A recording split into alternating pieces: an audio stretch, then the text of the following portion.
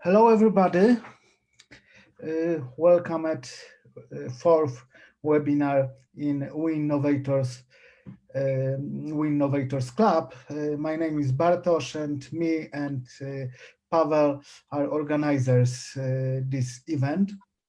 We organize it with our company, Industrial Development Agency, and welcome. Really, we are happy that you everybody are with us. We will start from Polish and then we will switch into English. Witamy wszystkich na naszym czwartym już spotkaniu, tym razem z dwoma, jak już wspominałem, na zapleczu legendami innowacyjności, legendami metodyki, która głównie działa bardzo świetnie w startupach oraz na uczelniach. Na przykład Agnieszka Skala, która będzie dzisiaj moderowała nasze spotkanie, mówiła, że jej wszyscy uczniowie na Politechnice znają tę metodykę. Paweł, przywitaj wszystkich i powiedz, co nas czeka w przyszłym tygodniu. Paweł, słyszysz?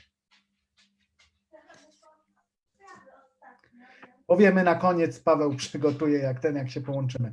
Agnieszko, przekazuję Ci głos. Thank you.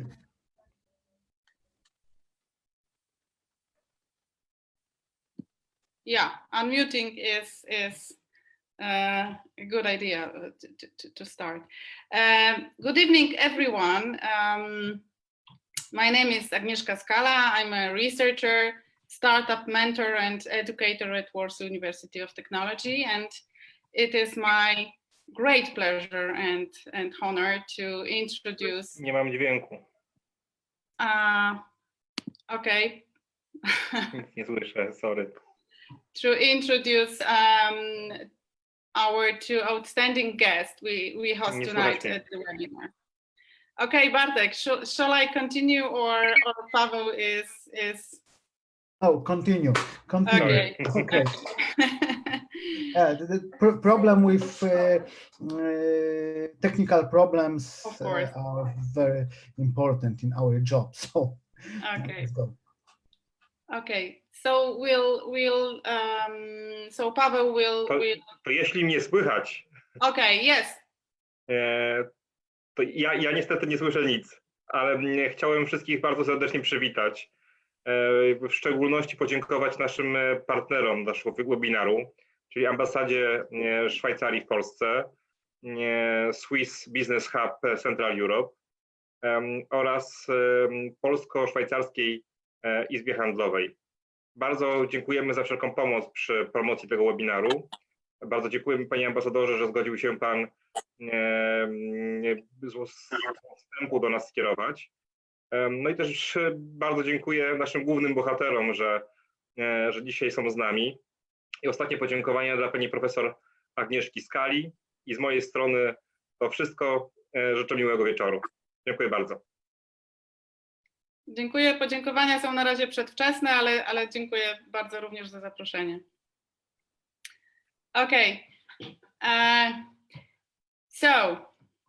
Finally, I will introduce our guest we host at the webinar tonight. Dr. Alexander Osterwalder is the lead author of the international bestseller Business Model Generation and the methodology of business modeling.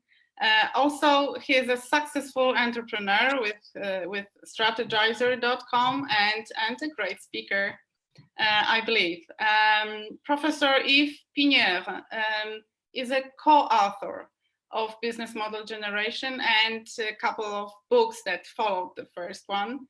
And he's also a professor of Management and Information System at the University of Lausanne. So these two gentlemen have been ranked at the 4th position in a global ranking of management thinkers in 2019. Why? Because they created the business model canvas, and this is one of the most popular management and entrepreneurial tool, and it is perfect for innovative, new and digital startups. Generally speaking, business model helps to build startups in a structured way and helps to put strategy into startup practice. Well, now the new book is coming, and as far as I know, it's Invincible company. It helps existing ventures put and spread innovation using the experiences and the knowledge about the world's best business models. So I'm really looking forward to learn much more about these ideas tonight in a moment. So, gentlemen, the floor is yours. And so we are just hearing your new ideas. Thank you for the introduction, and thank you for the possibility to present tonight. So I think we have a really interesting audience, very mixed. So we'll see, something for startups, something for established companies, small and big. So I'm going to start, and then Yves is going to take over a little bit later. So I'm going to talk about the Invincible company, and probably now for this context with COVID-19, we can call it the resilient company. And I just want to take a step back maybe and show you where we started out. So I'm sitting at my office, and we have this book wall. You can see it behind me. This is kind of the end product before it became a book, very visual book. And we always ask ourselves, should we write another book? And the answer should normally be no, because there are a lot of management books out there. But we've seen companies really struggle with constant reinvention. So we sat down actually 3 years ago, almost, and started sketching out what kind of tool do we need to create for leaders so they can constantly reinvent. So these were our first sketches. There's a little bit of pictures of how this started out. And we always do these kind of things with Yves together in the mountains. So this is a place called La Sage, a small valley, but the mountains inspire us. So that brings us to the book, if you want. This is one of the pages in the book. It's not the same mountain, looked a little bit similar. This is the Matterhorn. And we use this, as this symbol of if you really want to become something like an invincible company, and no company can be invincible, but what you can do is reinvent yourself. And to get there is pretty hard, like climbing a mountain like the Matterhorn. But there are 3 characteristics that we've seen over the last couple of years in these companies that are trying to become invincible, and some really made it there. The first one is very simple. They constantly reinvent themselves while they are successful. And this is increasingly the case for even young companies, startups even, that once you have a business model, once you got there, don't get lazy. You have to reinvent yourself because the competition is very ferocious. The other aspect that we've seen is that these companies don't just compete on technology innovation, great products and great services. That just allows you to survive, to stay in business. Nobody goes out and wants to buy a crappy product, right? So what you really need to do is focus on a superior business model. How do you stand out? And Yves will talk a little bit about that. How can we get inspired by the best business models out there?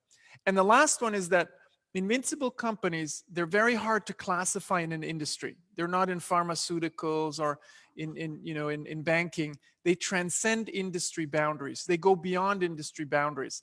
Take, a big one, usual suspect, take Apple. Many of you maybe are watching this on an iPad or an iPhone. You can't classify Apple in an industry. Yes, they make hardware, but they also make software. They also do entertainment, right? They're starting to produce TV shows. So the best companies out there, you can't classify them anymore. And that's not just for digital players, okay? Now, why is it hard to reinvent yourself constantly? It's very simple. Because most companies, once they've made it, they focus on managing the existing. And why? Because of course you want to scale your company while you can, and uncertainty gets lower and lower because you know what you're doing. You know the market, you know your products, you know the channels. The problem is, rest in peace, a lot of companies get disrupted. And what they discover is they were not set up to explore.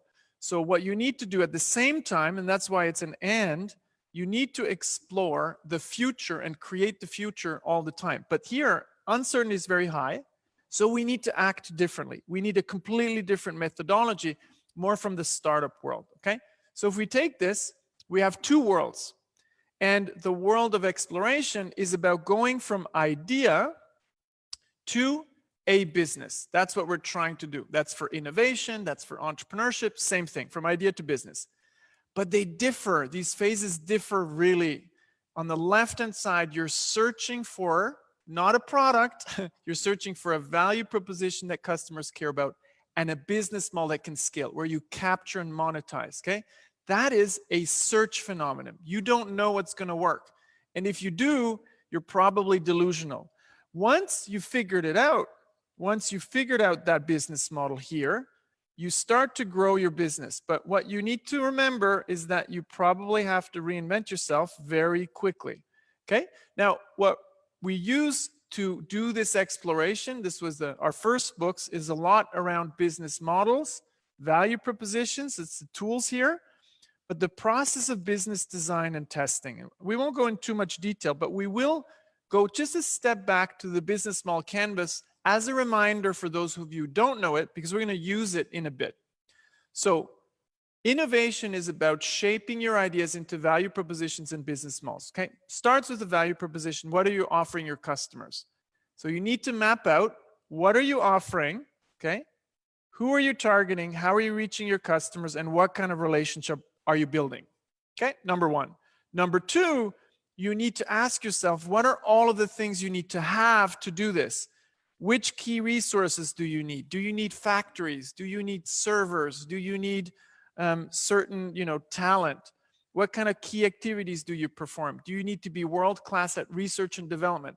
Do you need to be world-class at marketing? What is it that's really important in your business? And since we're in the 21st century, we work more and more with partners. So you need this to create your value propositions to deliver it to the market. And of course, you need to figure out the financial equation. How are you earning money, the revenue streams, and what kind of costs do you have? So at the end of the day, with this, you can shape every idea. And we'll see how to use this in a sophisticated way in a moment.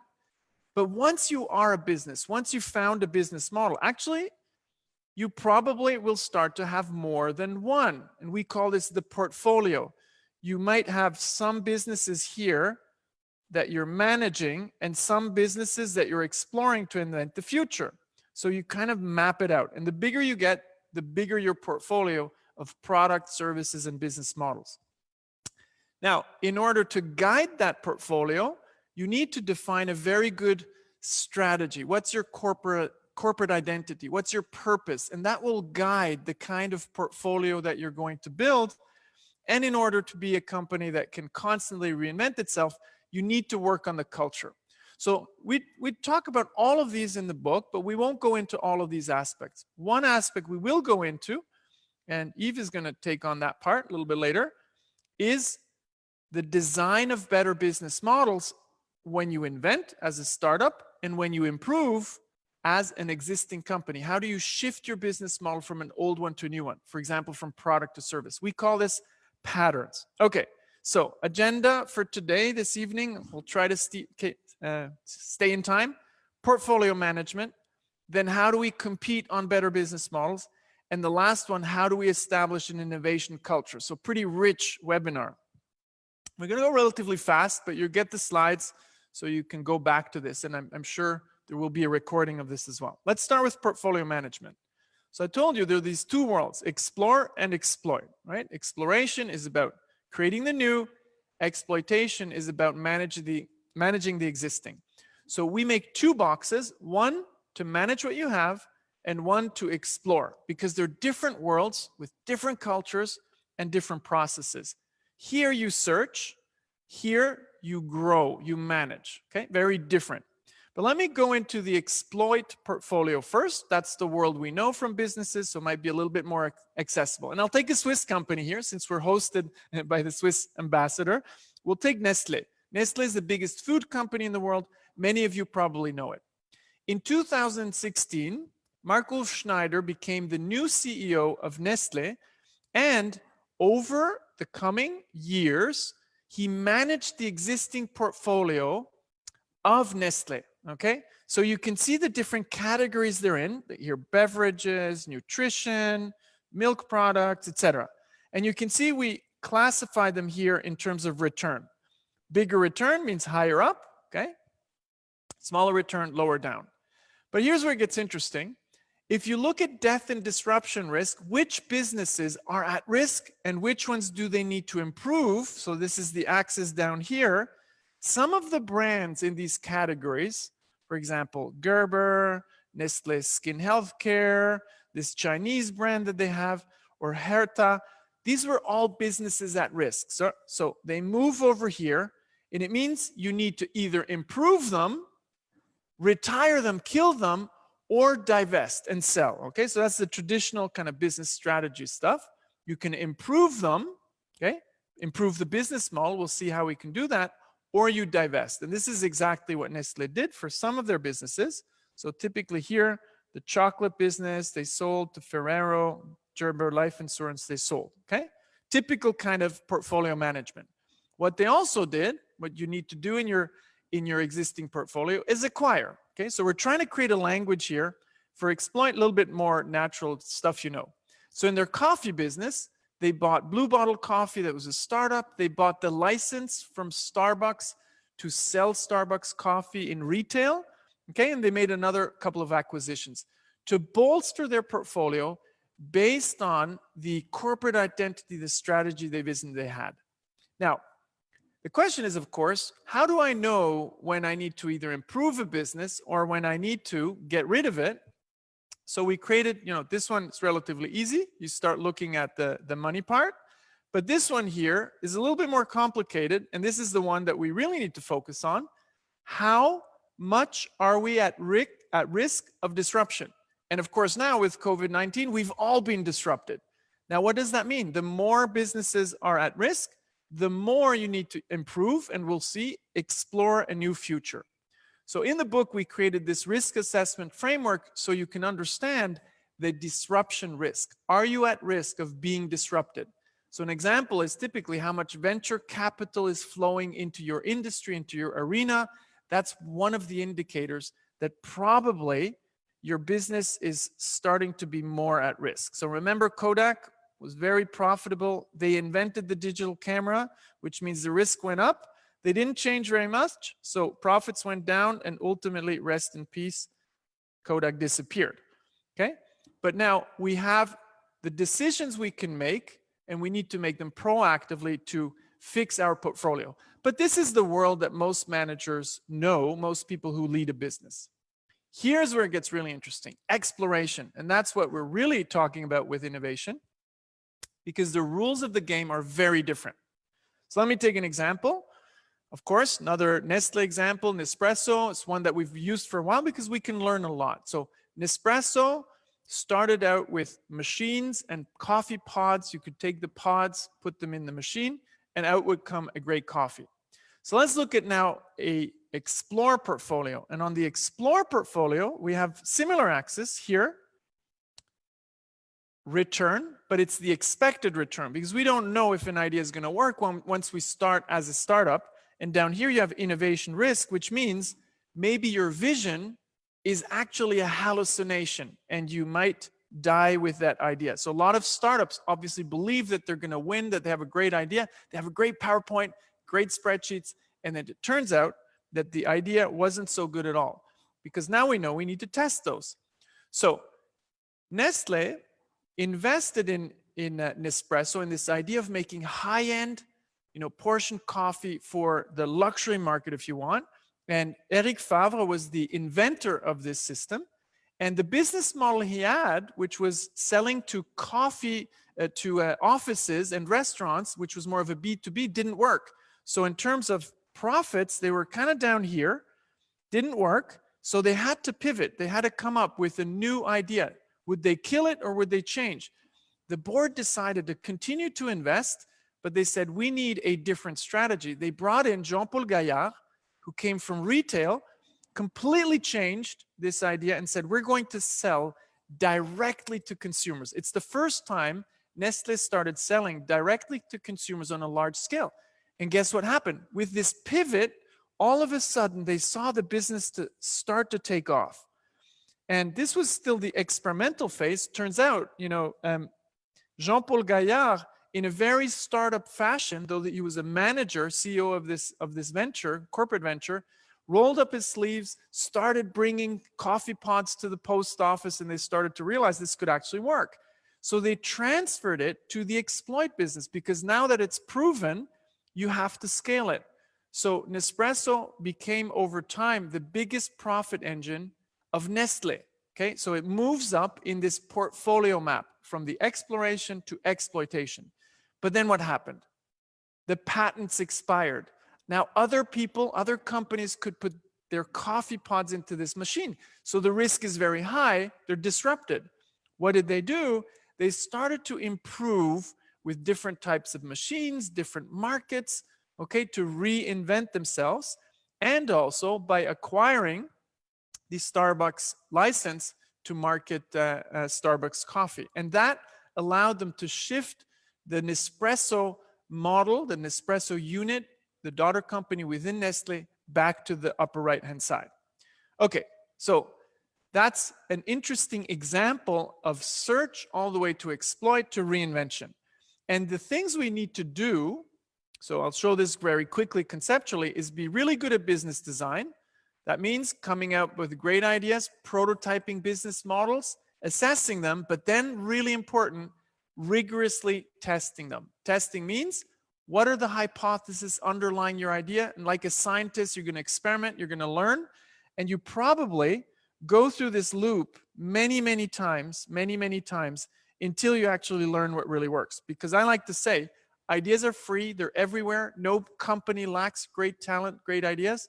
What they lack is a process to test these ideas until they find something that customers care about and that they can grow with the business model.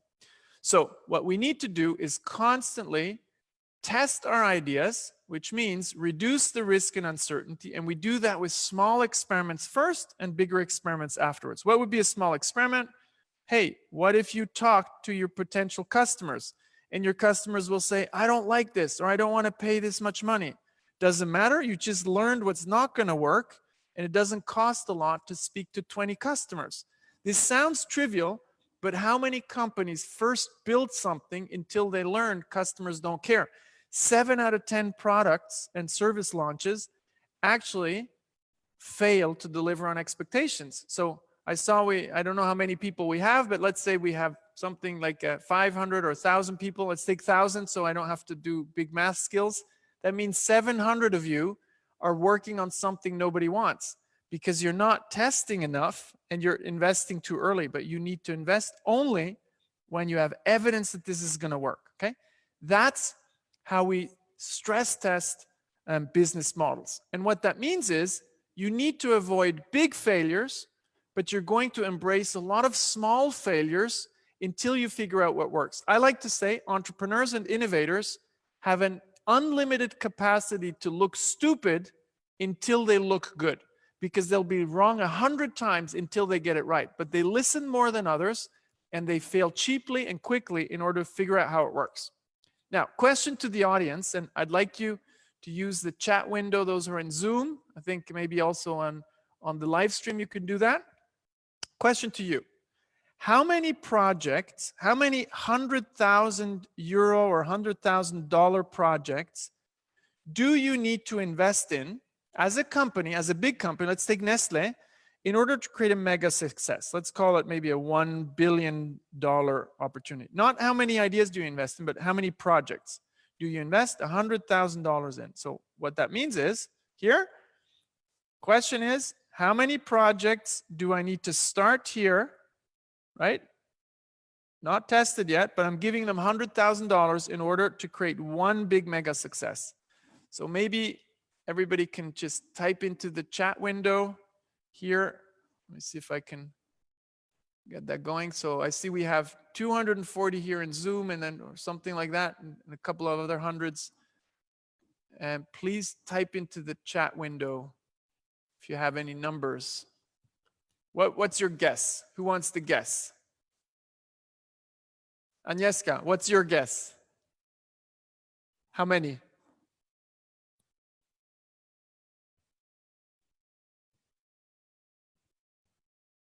Okay, let's see. No guesses? What do you think?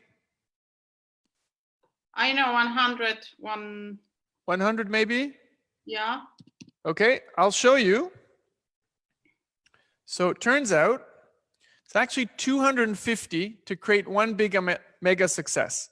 Now, the interesting thing is, of those 250, 160 will completely fail and 87 will know some success. Only one will become a mega success. Now, where do we take those numbers from? From early stage venture capital. So this study from 2004 to 2013 shows that actually only 1 out of 250 make it big, okay? Now, the study was extended to 2009, 2018, same number, okay? It's really interesting. It means you can't pick the winner. Let me give you a real world example, so we don't just talk theory here. This guy, Uwe Kirchner, at Bosch, big German engineering company, he built an accelerator that would do exactly that. So here's how they worked. Somehow we have a little bit of drawing there in the slides. So in this first phase, over 3 years, they invested in 200 teams. They gave them 3 months and 120,000 euro in order to explore, but just 3 months. And over 3 months, they would test their ideas. They wouldn't build anything. They would talk to customers. 60 teams would make it to the next phase and get 300,000. What does that mean? They actually killed 70% of all projects, but they told them, you're not failures. This is part of the game. Not everybody should get follow-up investment because some idea are not worth exploring. They did the same thing for the next phase. 75% would fail, and only 15 businesses would have enough evidence from testing, enough proof that this is a good idea that it would make it up to here, okay? So what does that mean for you? It means as an established organization, you can't pick the winner. You need to build an innovation funnel. Now, some of you might be asking, yeah, but I have a smaller, medium-sized company. It's okay. It's the same thing, but you might not invest in 250 because you're also not, you're not expecting $1 billion return. So if you're smaller, it might be 5 projects. It might be 10 projects, right? Depending on what kind of outcome you expect, depending on the uncertainty of your innovation, but it's the same idea. You need to build a funnel. If you believe you can pick the winner in innovation, you are delusional because you think you're better than an entire venture capital industry. They can't pick the winners in the startup scene. So it's the same thing for managers. You can't pick the winner. Now, you can create the conditions here for the winners to emerge. That's your role as a leader, is to help create the conditions for winners to emerge. One of the conditions is you need to use different metrics in innovation that you use in execution. So typically, we assess every project in the companies we work with, like Bayer, MasterCard, GE, and so on.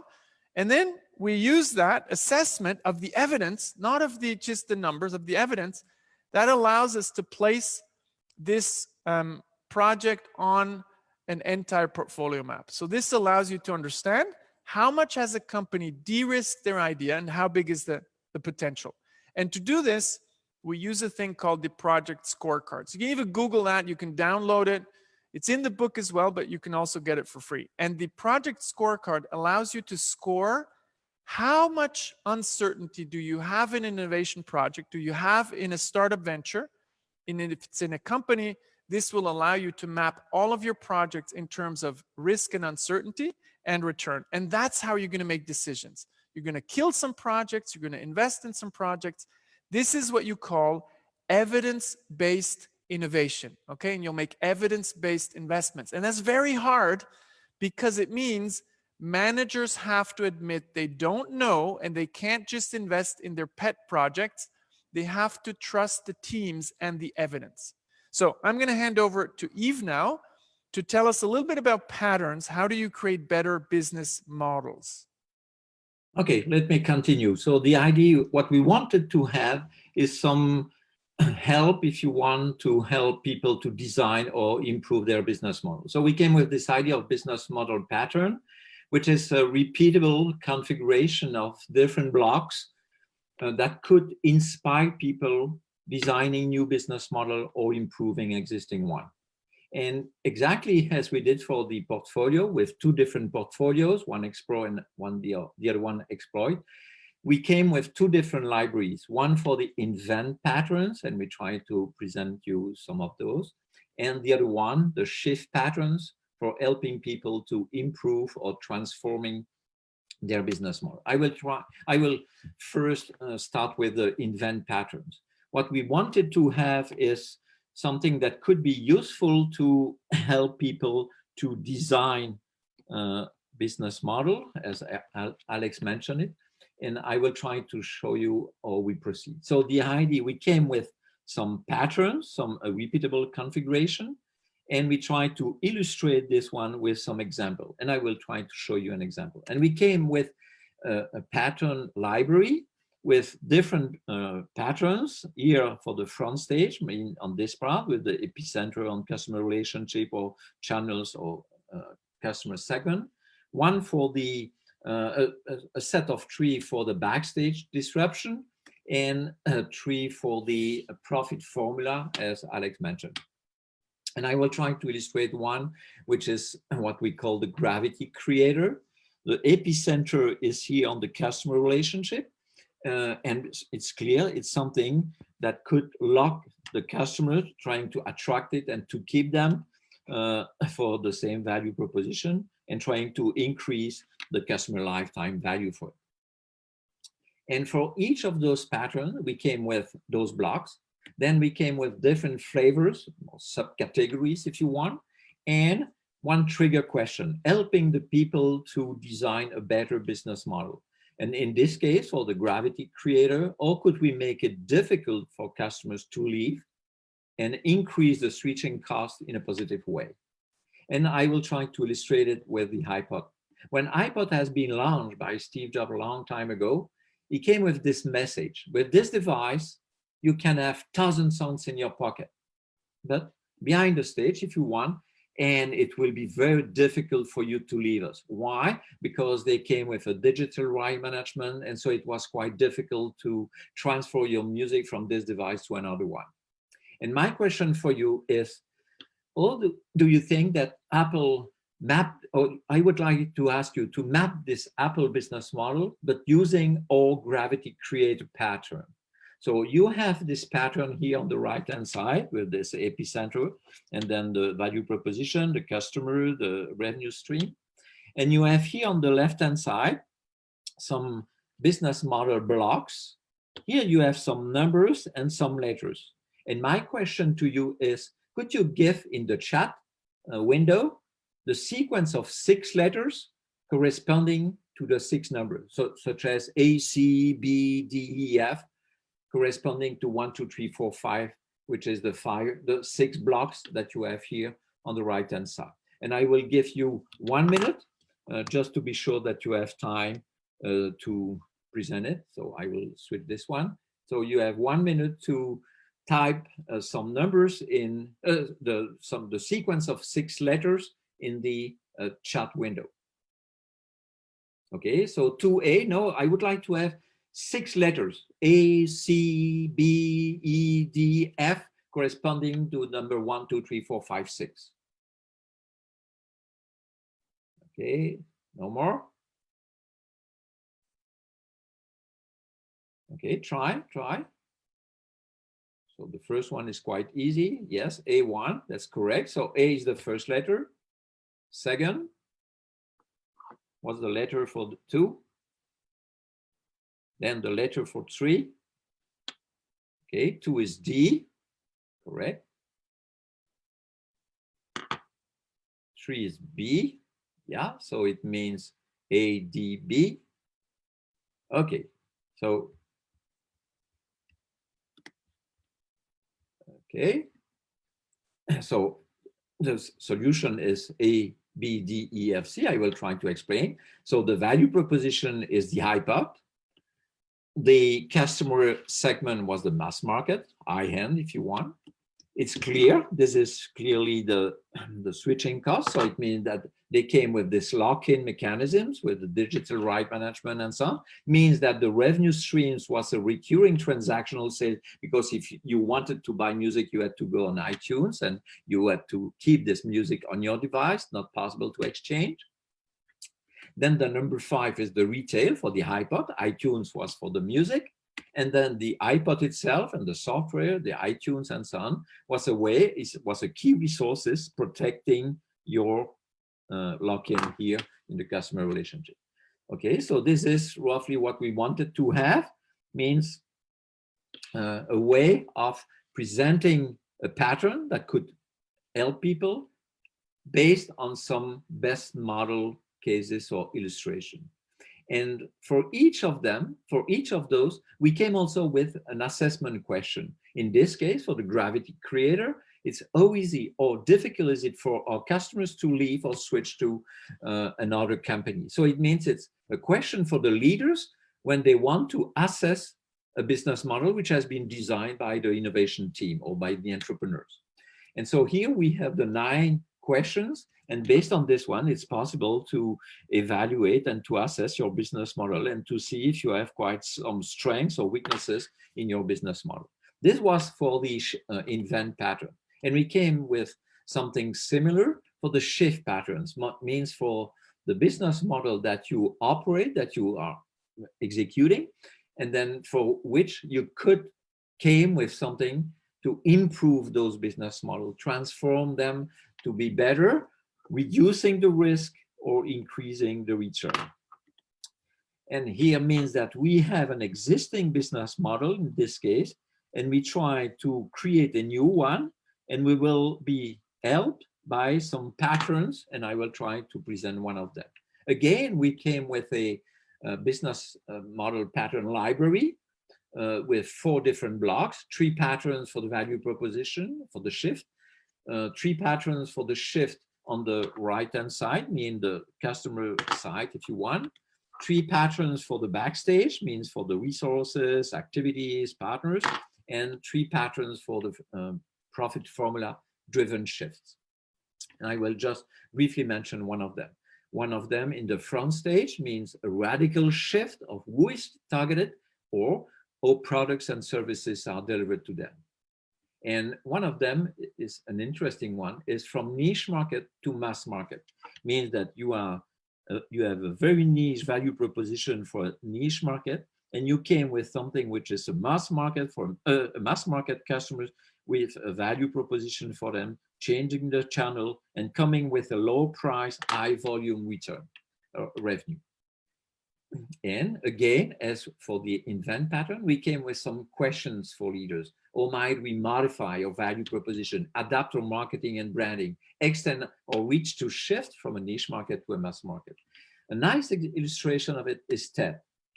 TED initially was an invite-only niche conference for the intellectual curious about technology, entertainment, and design.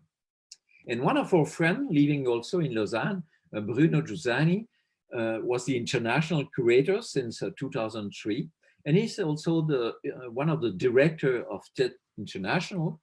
And with him and with his colleague, he came with this idea, it could be interesting to launch a new service, open, largely open, broadly open to anybody. So it means for us a nice shift from niche market conference to mass market streaming video. And so here we have the shift. So this one was for the conference model.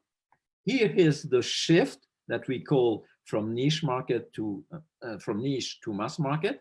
And so it means they came with the talks for globally curious individual, large audience, with a new channel, the website, or it was for free. We will see why. And they had to change the activity because they had to produce the video. They came with the website and app and so on with a different cost structure. And with this business model, you know, the success, more than 3,000 TED Talk, 14 billion views in 2018, means that on this large audience, they were able to increase a lot the sponsoring and conference fees reaching roughly $60 million because they were able to increase the fees for the regular conference, means for the old business model if you want. But it's not enough. I just show you one shift patterns, but it's also possible to use multiple one. And in this case, I will choose this example of Ørsted. It was, as you can see here, it used to be an oil, gas, coal company, and they completely switched to the green energy in a way to save the planet. It's a message from here. Henrik Paulsen, the CEO, he said, okay, we will try to focus, to leave, to reduce the fossil fuels and to go to renewable green energy. And so it means for them, they had an existing one, the coal and so on here, and they will switch completely very green energy with different, in our case, I will try briefly to illustrate 3 different patterns. The first one is from dedicated to multiple usage resources. They were able to, based on their know-how for traditional energy and using them for the green energy, they applied a front-end pattern from low-tech to high-tech, low-tech for the old tech, if you want, towards high-tech, mean wind farm. And they also use this idea to have a recurring revenue based on the subscription to buy a green electricity. And again, exactly as we did for the invent pattern, we came with some questions for leaders to, again, assess their existing business model and the transformation towards a new model. And now Alex will continue briefly with what we call the innovation culture. I guess that Alex will completely. Oh. Yeah. Did I gotta share my screen? Didn't work. Okay. There we go. Okay. So I'm gonna go to the last part of this whole idea of establishing an innovation culture, because it's not that easy. And those of you who tried, you've probably seen, but the good news is it's actually, we know how to do this now. The problem is that many companies, they apply the rules of execution to innovation. They believe, oh, I just need to find the right idea. I just need to execute a plan. I just need to check the results. I have to avoid failure.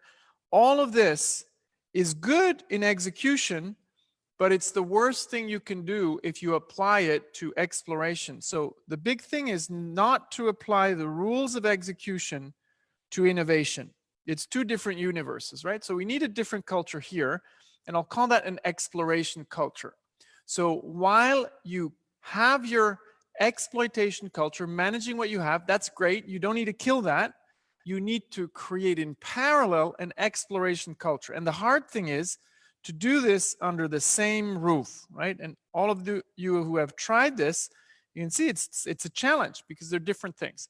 So we came up with, together with a friend of ours, with a tool called the culture map. So you can design your culture. You should never let culture happen. You should design it. And Dave Gray, who's an author and entrepreneur here, he likes to say, if you want to understand culture, you need to map it. You need to visualize it. So it's very similar to what we've done with the business model canvas. We visualize business models. So Dave Gray came to us and we helped him develop this tool. He did the research. We helped him make the tool. It has 3 blocks, very simple. The first element is what behaviors will allow us to achieve our desired outcomes. So culture has to do how we behave. How does our team behave, our leadership team, how do we behave? And that behavior will lead to certain outcomes, right? Those are the results. But the only way to influence a culture is actually by working on enablers and blockers. This is the only area that we can really work on in order to create these innovation results that we want. So very simple tool to map out the culture you want to desire.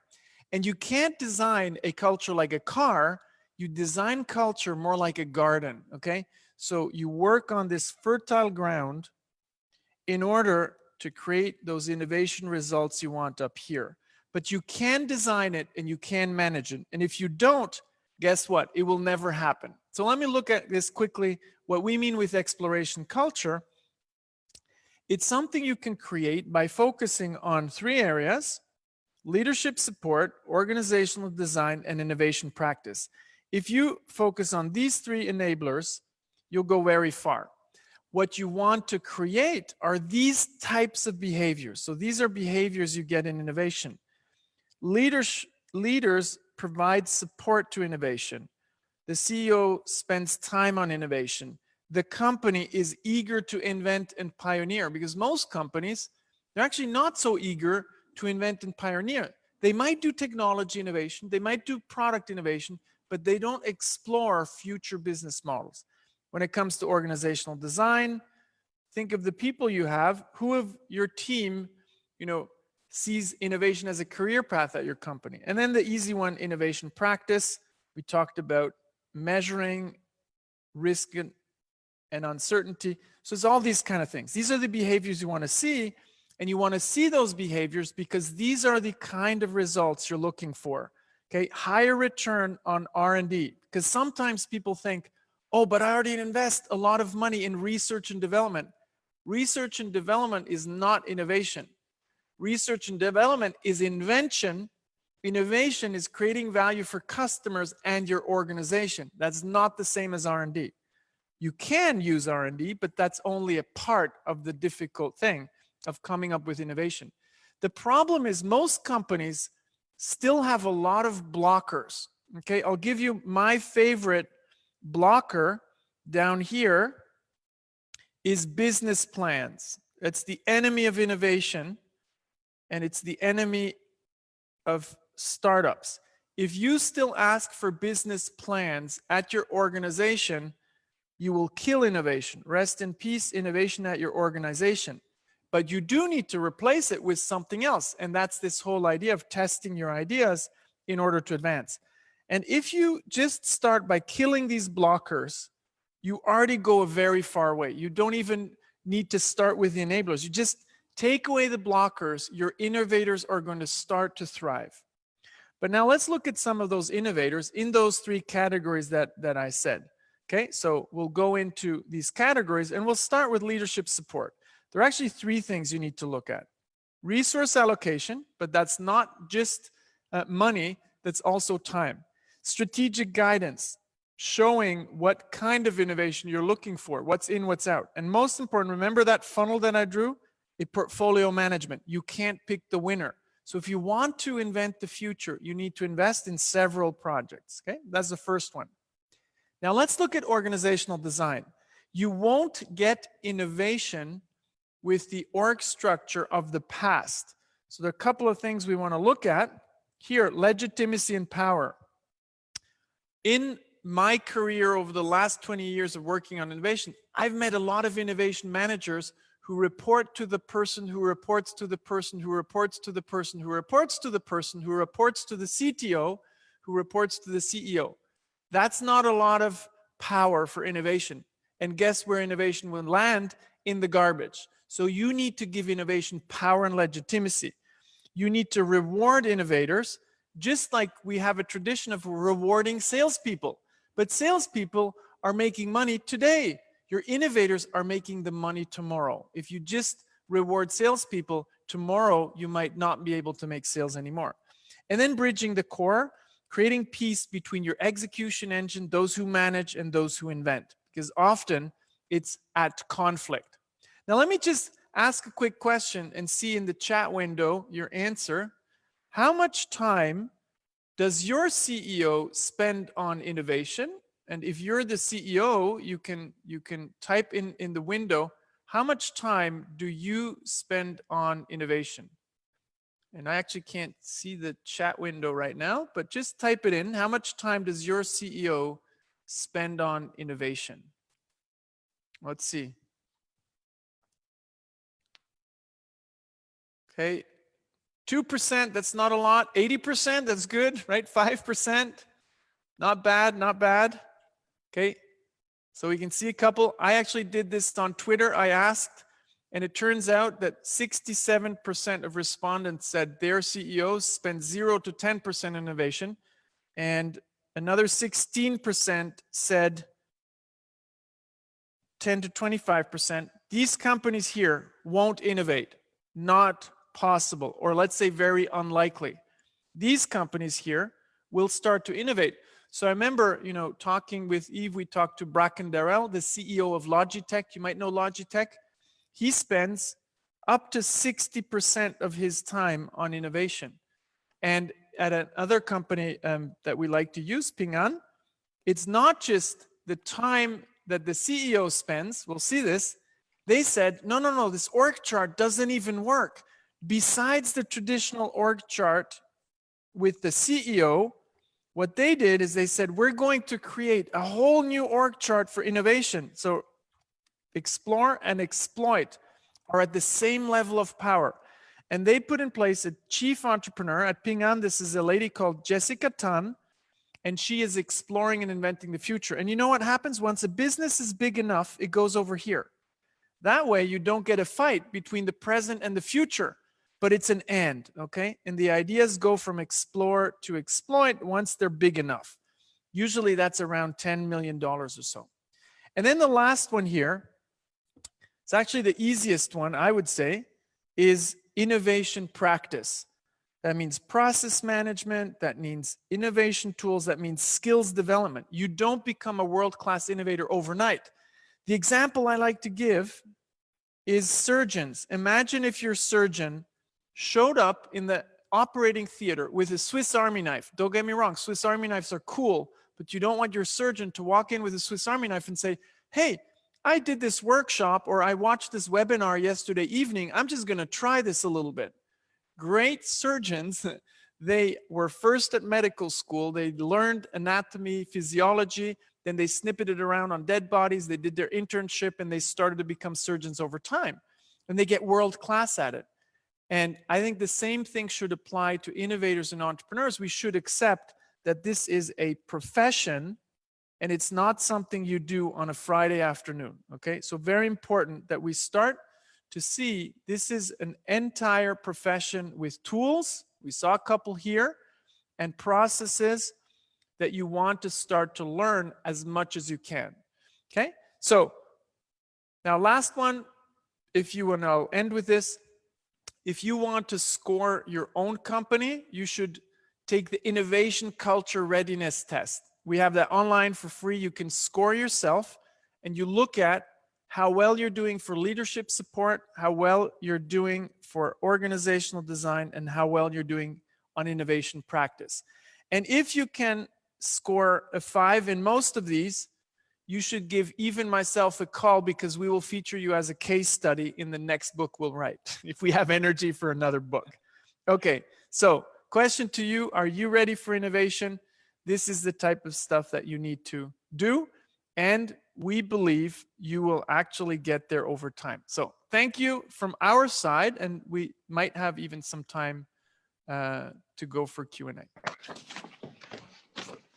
Okay, thank you, Alex, and thank you, Yves, for a very inspiring talk. As far as I look to the chat, our attendees loved it so much. So before we start a Q&A session, I was asked to say that the Swiss ambassador who patronizes our webinar is with us. So, Mr. Ambassador, would you like to, say a couple of words? Yes, hello, can you hear me? Yes. Yeah, great. Well, I'm a little bit speechless right now because this was a really intense presentation, but thank you for having organized it. You really called the shots in this webinars, really good speakers. And well, when I think about the explore and exploit thing, and I think about Switzerland, then I would say we are definitely the explore country.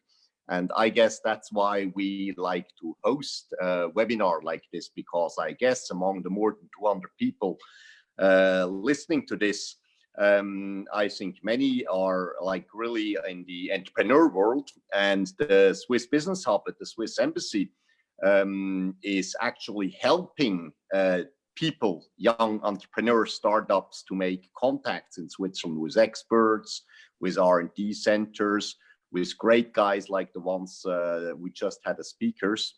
And that's why I am happy that we were able to patron this. Thank you very much for giving me the word. Thank you. Have a nice evening, everybody. Thanks. Thank you. Thank you. Okay, so that's time to start the Q&A session. I have chosen a couple of them. Okay, the first one. Do you think that there is a risk of reinventing your company too often and becoming a company equivalent of master of none?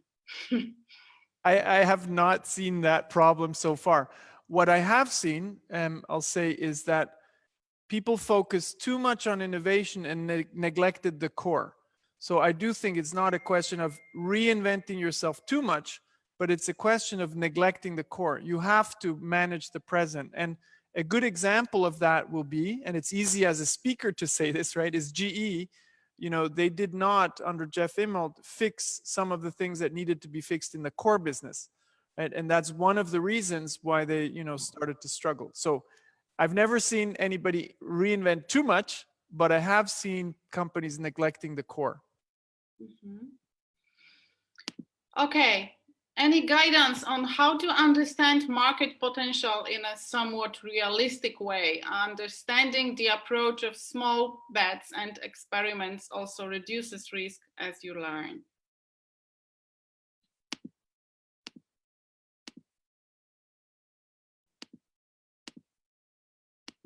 Do you hear me? Okay. Yeah, we're speechless. So I'll start. You know, I think in the sense that, you know, there's a lot of startup entrepreneurs and innovators. They focus a lot on making a PowerPoint presentation, maybe doing some expensive big picture market research. I think that is often, let me be a bit provocative, a waste of time, energy, and money. You know, big companies do too many market researches. What you want is down to earth, you know, this lean startup approach where you really start to figure out what are the patterns in the market, and you focus on customers and you go talk to them and do experiments. So we believe is more than one experiment, which is one of the reasons why we wrote a book called Testing Business Ideas and a whole library. So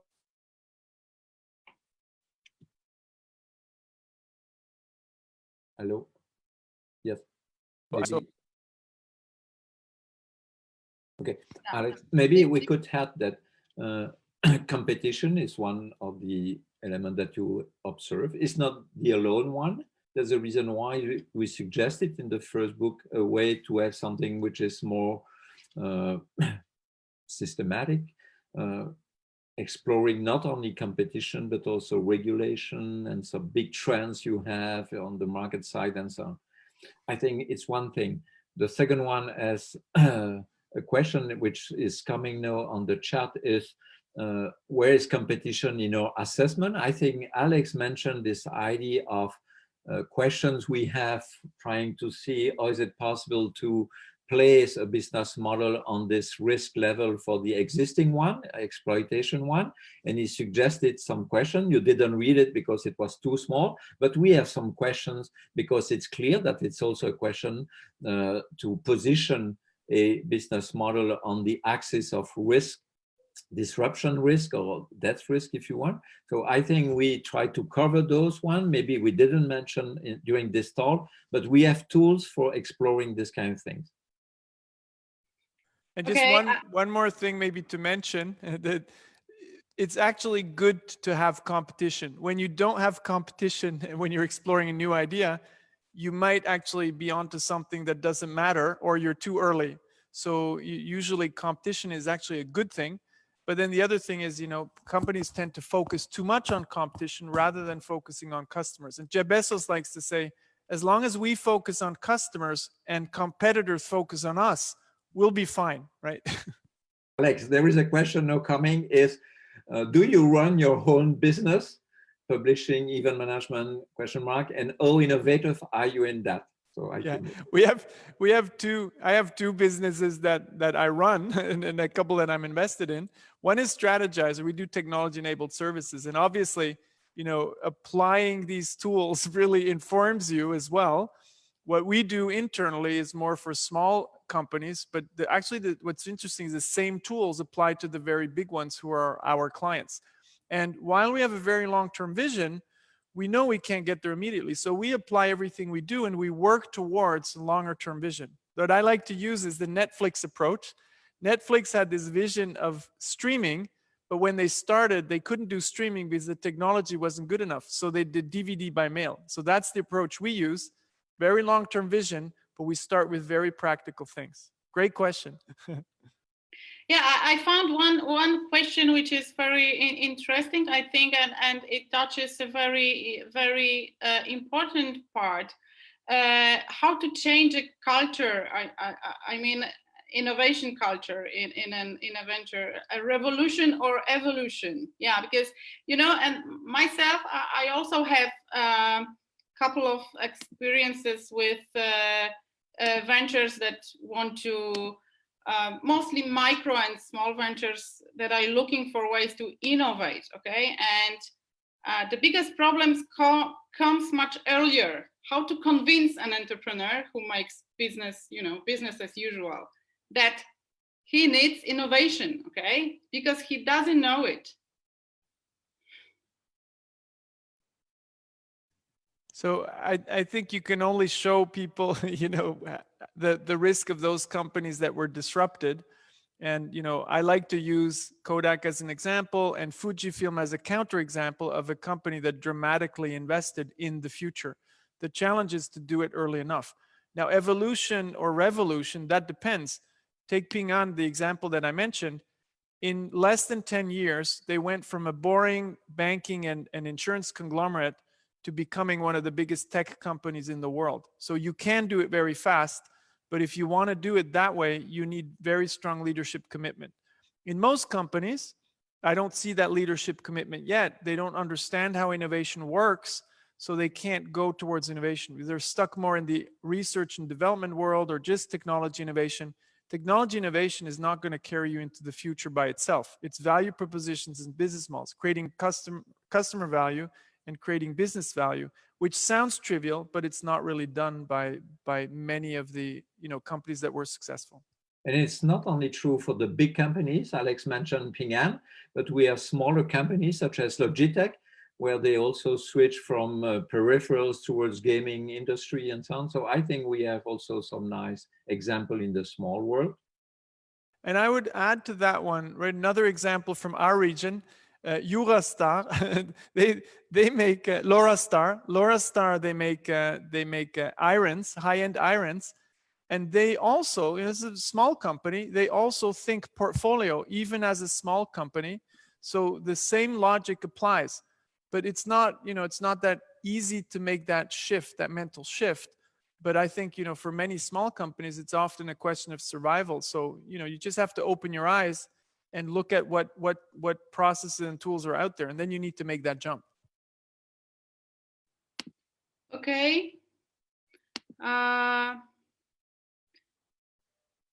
many time do we have?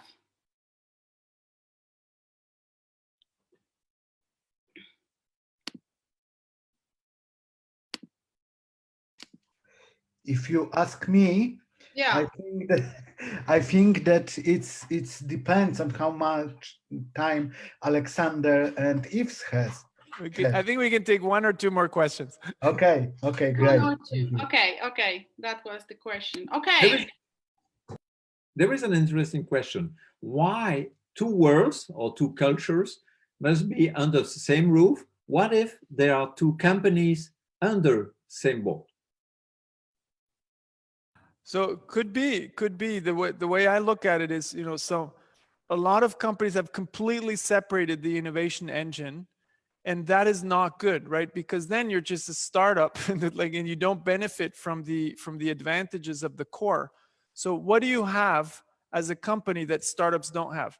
Customers, brand, great supply chain. So if you completely separate them and they're separate companies and you don't have a very strong bridge, you're not going to benefit from the strengths of the what you built. So I think that's a great question, Yves, for pointing it out, right? Because You can go too much apart or you can get too close, but usually it's this balance.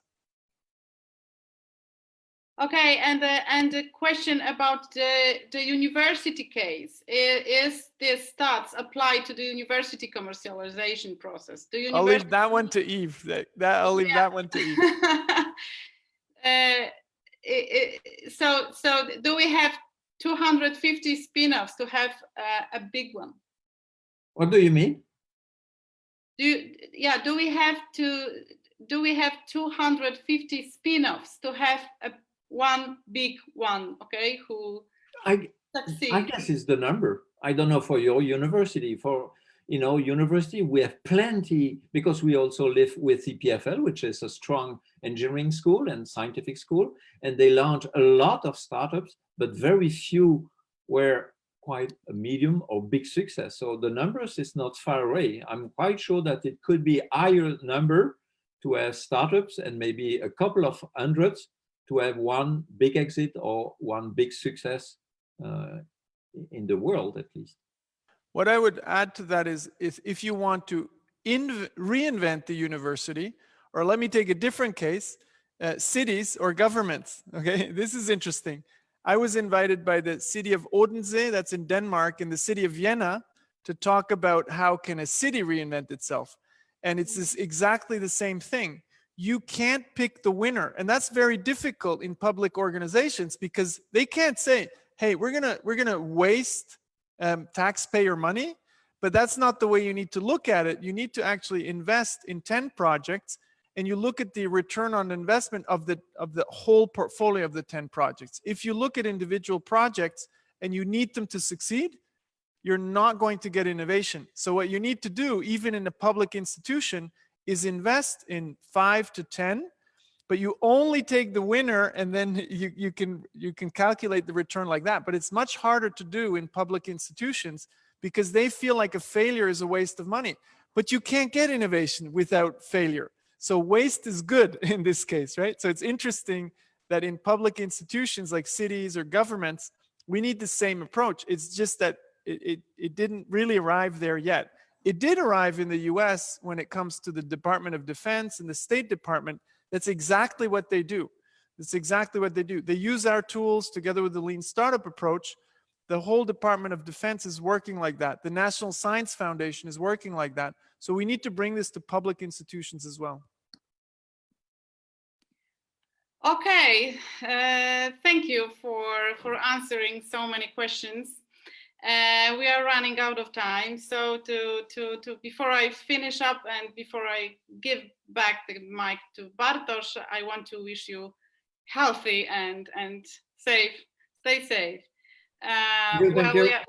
We are looking forward to your book and many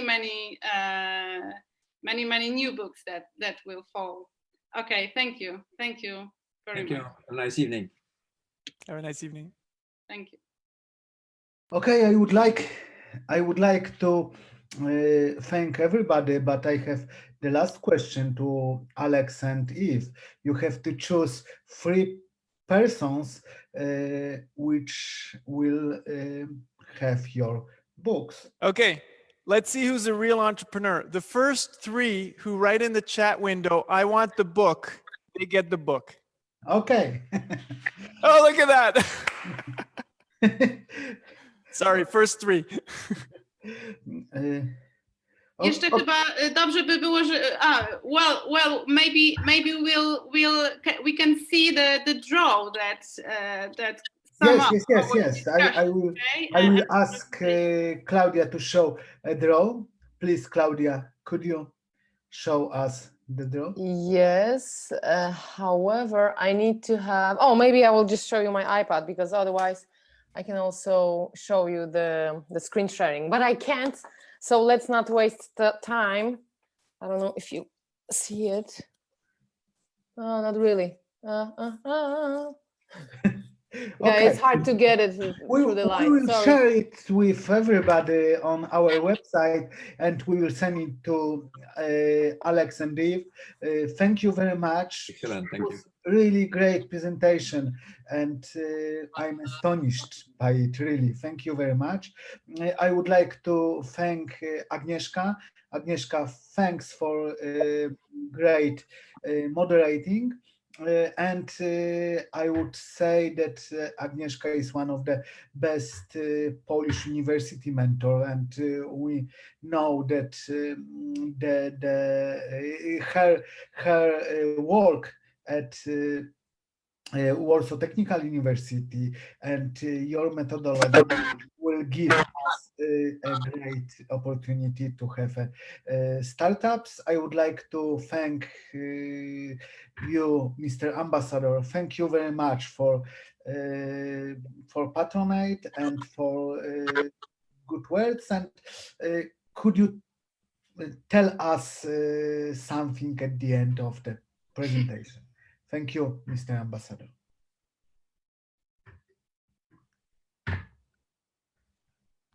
Yes, hello. Well, I think I call it a day. Think of Switzerland.